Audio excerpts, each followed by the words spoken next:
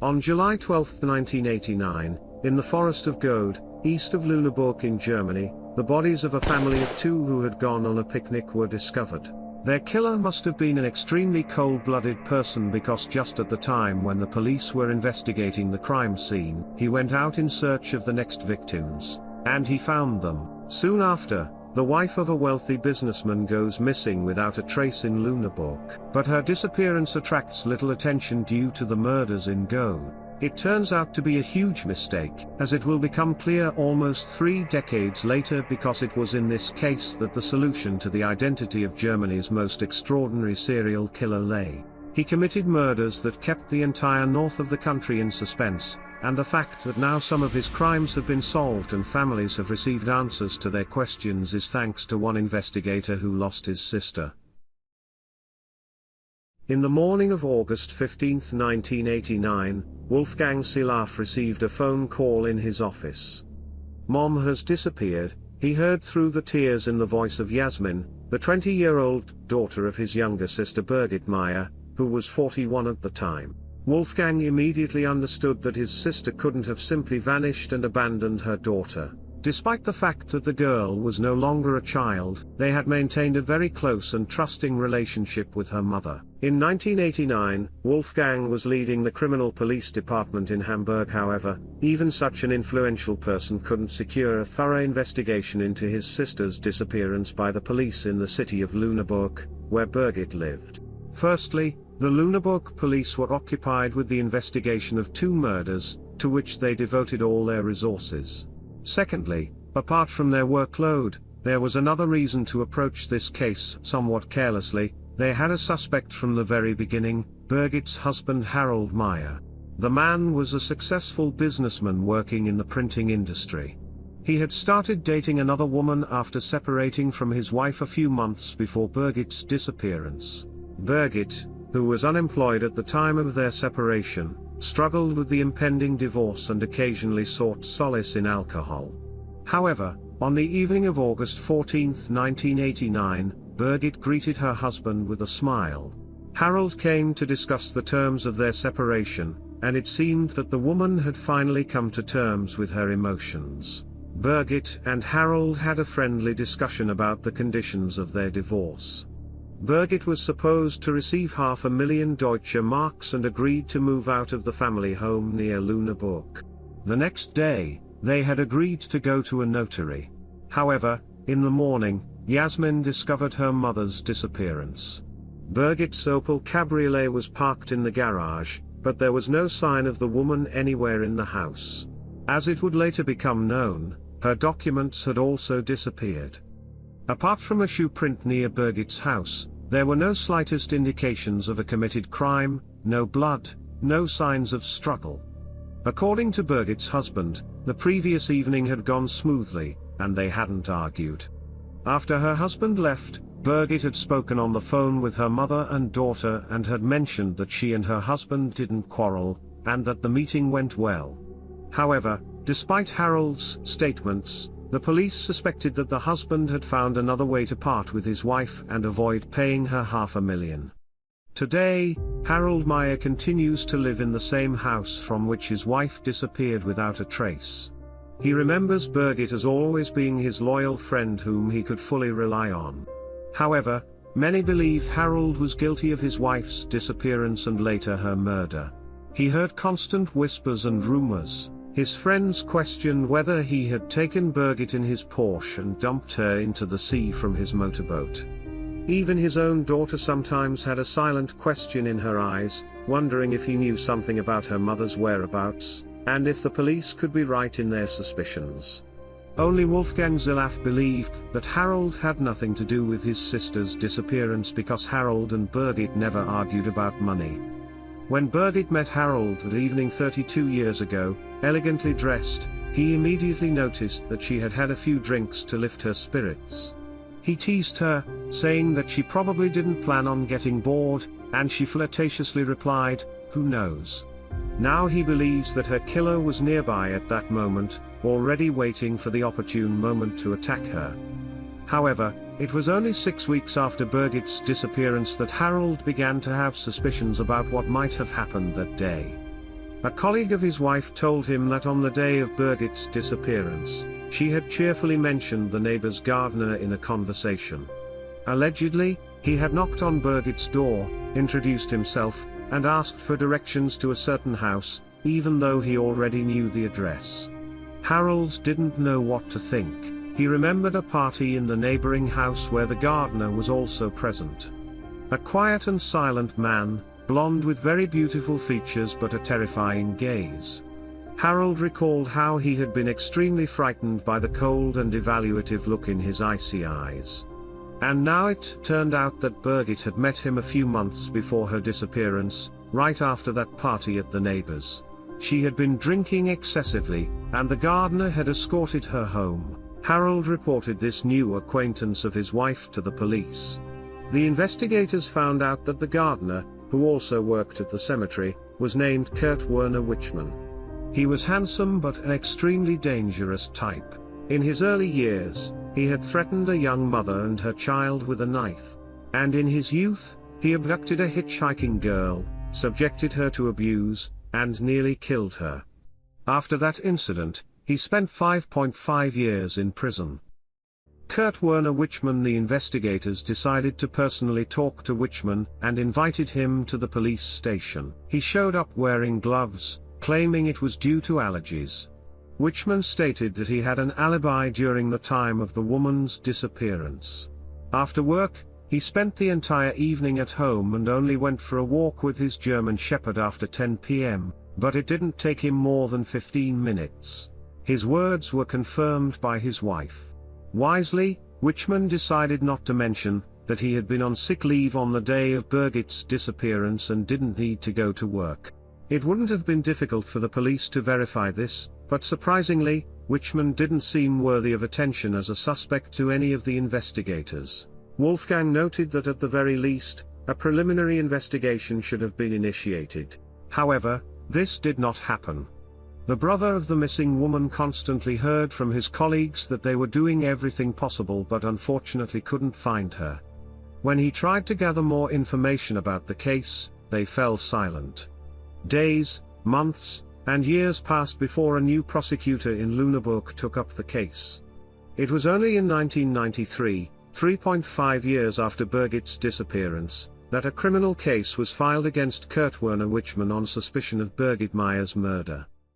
On a cold February morning in 1993, the police knocked on the door of a brick house on the outskirts of Lüneburg, Kurt-Werner Wichmann's home. His wife opened the door, but her husband was not at home. The police presented a search warrant and began their work.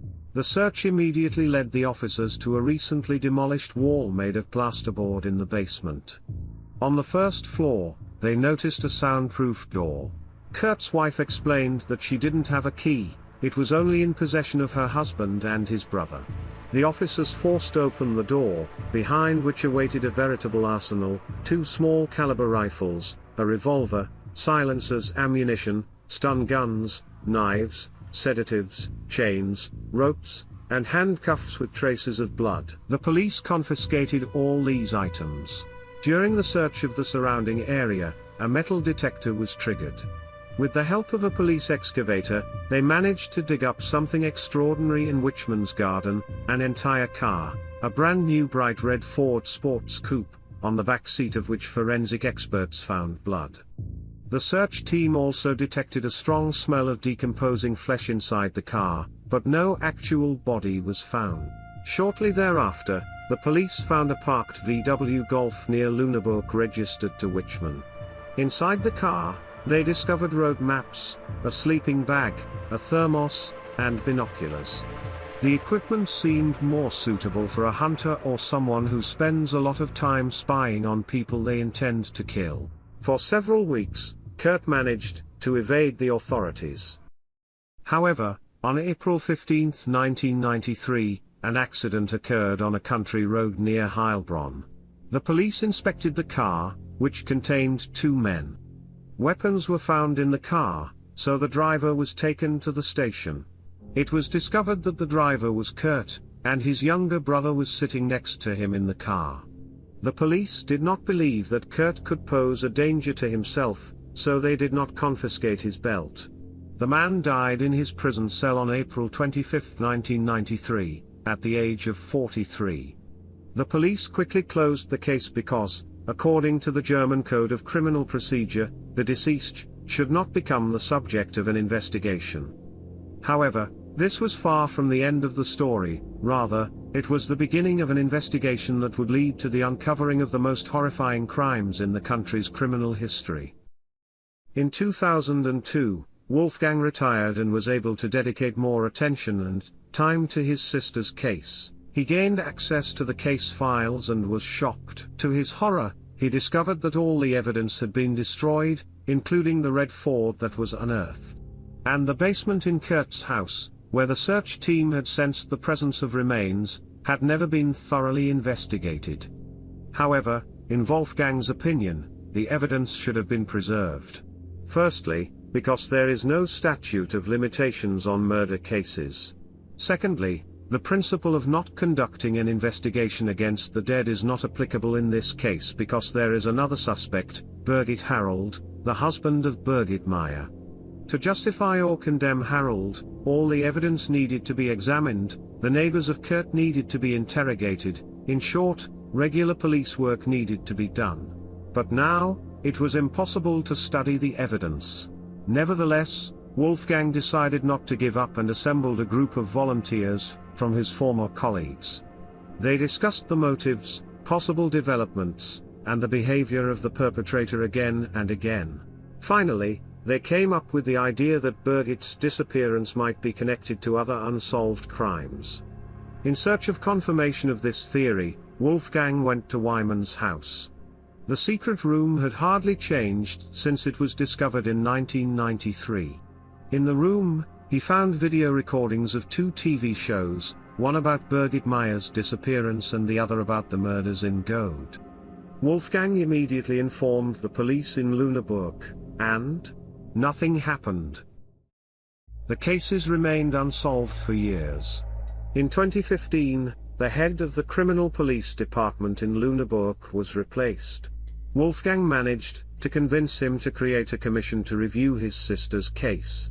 The commission was led by an experienced and meticulous specialist, Richard Kaufmann, who had solved all his cases over the past few years. He discovered that a tiny drop of blood was found on the handcuffs found in Wimann's secret room, and the sample had not been destroyed because it was stored at the Hanover Medical School laboratory. DNA comparison showed that the blood belonged to Birgit Meyer. Now, there was no doubt that Wichmann had handcuffed Birgit and probably killed her. The investigator speculated that he wanted to kidnap her and demand a ransom from Harold, but something went wrong. It was evident that at least 2 people were involved in the abduction because a neighbor heard the sound of a running car engine that night. Where could Birgit's body have been? The investigator examined several graves dug in the cemetery when Wichmann worked there, but Birgit Meyer was not found in them. Then Wolfgang decided to find out everything he could about the man's past.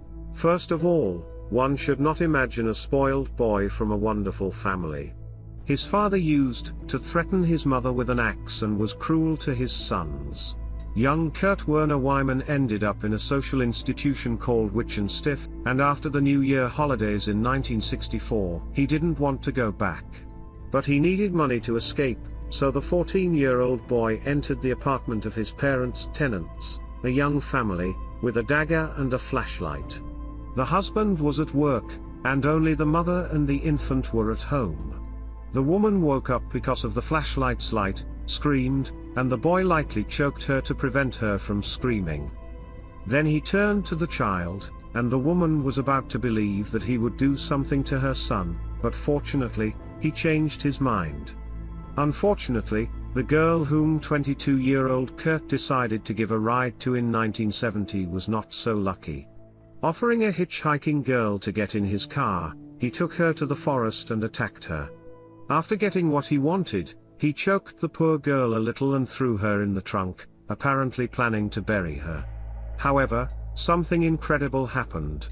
When he opened the trunk again, the girl, who had regained consciousness, managed to convince the man to let her go, pretending that he shouldn't be afraid of her. But when he read an article about the attack in the newspaper 2 days later, he realized that the events described in it were not as he perceived them. And what did he do?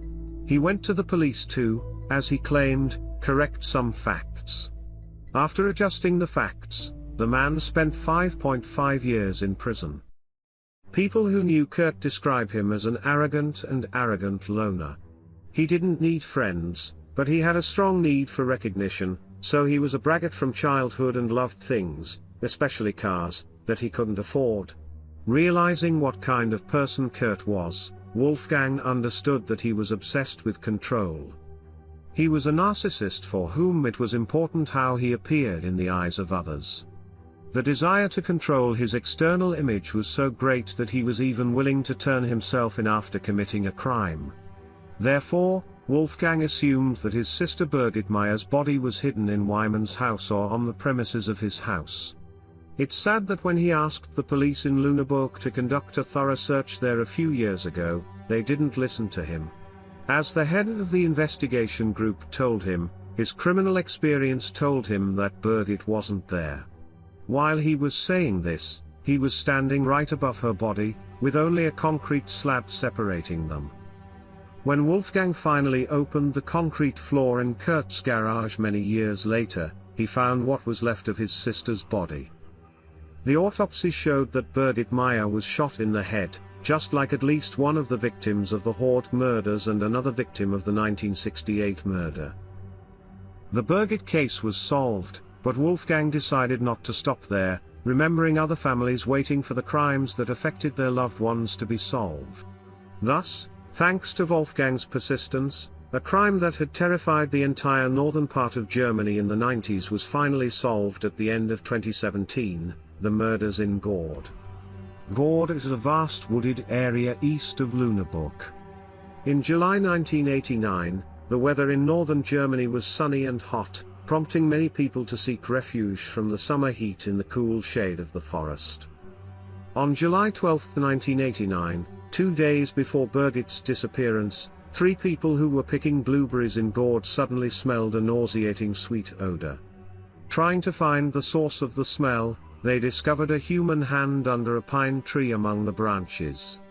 It turned out that on May 21, 1989, a married couple from Hamburg, 51-year-old Peter and 45-year-old Ursula Reinhold, went on a picnic in the forest, intending to spend a pleasant time in the fresh air. They were brutally murdered, and their bodies were dragged away from the scene of the attack. When they were discovered, the husband and wife were almost naked, but it was unclear whether the perpetrator had undressed them or if they had undressed themselves before the attack. The killer took their picnic basket, binoculars, and the keys to their car, which he used to escape. The car was later found in another city. The disappearance of the couple was reported, but they could not be found for 7 weeks. Due to the heat, very little remained of their bodies, making it impossible to determine the cause of death. However, robbery was ruled out as the motive because valuable items were still found on the victims. Since there were no mobile phones at the time, the people picking berries hurried to the forest ranger to inform him of the horrifying discovery, so that he could report it to the police. However, it was not just the bodies themselves that terrified the Germans, who nicknamed Göhrde the Dead Forest. The unique fact in modern criminal history in Germany was that while the police were still examining Peter and Ursula's bodies, the killer claimed the lives of another couple located just 800 meters away from the investigators. On July 12, 1989, Ingrid Warmbier, 46, and Bernd Michael Kopping, 43, from Hanover, arrived in Göhrde. They were spouses but not with each other, which is why they chose this forest. After parking their car, they walked about 2 kilometers into the forest. They were brutally killed, sound of a gunshot, and then the killer took their Polaroid camera, and the keys to their car, with which he fled. It was later determined that he drove the car for about a week before abandoning it. The bodies were discovered by chance only 2 weeks later when the police were searching the area due to the first 2 murders.